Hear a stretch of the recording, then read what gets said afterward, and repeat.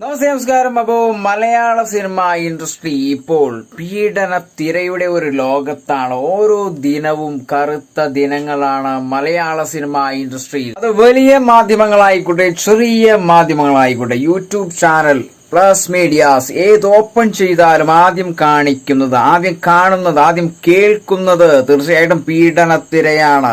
എന്തുകൊണ്ട് ഇങ്ങനെ സംഭവിക്കുന്നു? ഹേമ കമ്മിറ്റി എന്ന് പറയുന്ന ആ ഒരു സ്ത്രീജനങ്ങളുടെ പ്രൊട്ടക്ഷന് വേണ്ടി ആരംഭിച്ചത് മാഫിയകൾ കൈയടക്കുന്നു എന്നുള്ള ഒരു ക്വസ്റ്റ്യനുമായിട്ട് ചെന്നപ്പോൾ വനിതാ തിയേറ്ററിൽ വെച്ച് കാണാൻ സാധിച്ചത് മാക് എന്ന് പറയുന്ന ഒരു പ്രേക്ഷകനെയാണ്. ആ ഒരു പ്രേക്ഷകനോട് ഈ ഒരു ക്വസ്റ്റ്യൻ ചോദിച്ചപ്പോൾ നിങ്ങൾ കേൾക്കണം. ഓരോ ദിവസവും പുലരുമ്പോഴും പീഡനം പീഡനം പീഡനം. ഇന്ന് എന്നെ പീഡിപ്പിച്ചു, അല്ലെങ്കിൽ ഇന്നലെ എന്നെ പീഡിപ്പിച്ചു. എന്താണ് ശരിക്കും ഈ മലയാള സിനിമ ഇൻഡസ്ട്രി ഒരു പീഡന തിരയായി മാറ്റുവാനുള്ള ഒരു വലിയ മാഫിയയുടെ ശ്രമമായിട്ട് തോന്നുന്നുണ്ടോ? എന്താണ് പറയാനുള്ളത്? പീഡന